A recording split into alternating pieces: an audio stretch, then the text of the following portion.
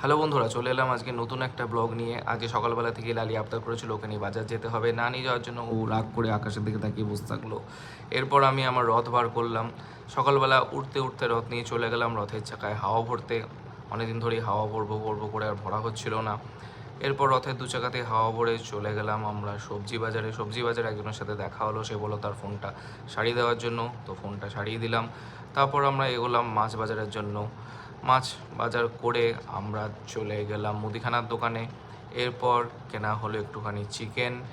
তারপর সকালবেলা স্ট্যান্ডের মনোরম পরিবেশ উপভোগ করতে করতে আমরা চলে এলাম বাড়িতে। লালি জিজ্ঞেস করছে মাছ আনা হয়েছে কি না। এরপর দিদারা সব মশলা বাটছে। সকালবেলা ব্রেকফাস্ট করলাম, একটু বই পড়লাম, চা খেলাম, দিয়ে চিকেন রান্না করতে লেগে গেলাম। বাবার আবদার ছিল আজকে চিকেন রান্না করে দিতে হবে। তো দেখতেই পাচ্ছ চিকেনটা কষানো হচ্ছে ভালো করে, ঝাল ঝাল করে একদম। লালি বলেছিল ওকে নতুন জামা দিতে, তাই ও নিজেই আলমারির ভেতর ঢুকে গেল। না পেয়ে প্রচণ্ড রাগ দেখাতে আরম্ভ করলো। আমরা তারপর দুপুরবেলার লাঞ্চ খেয়ে নিলাম, কষা মাংস আর পোলাও দেখতেই পাচ্ছ। তারপর আমি দুপুরবেলা নেটফ্লিক্সে মুভি দেখলাম। দেখে বিকেলবেলা বাইকটা পরিষ্কার করলাম, অনেকদিন ধরেই নোংরা হয়ে যাচ্ছিল, তাই আজকে সময় নষ্ট না করে বাইকটা ভালো করে পোছাপুছি করলাম, ধোয়াধুয়ি করলাম। দিয়ে তারপরে আমি খেলাম একটুখানি রচা। রচা খাওয়ার পর চলে গেলাম অফিসে কিছু কাজ মেটাতে।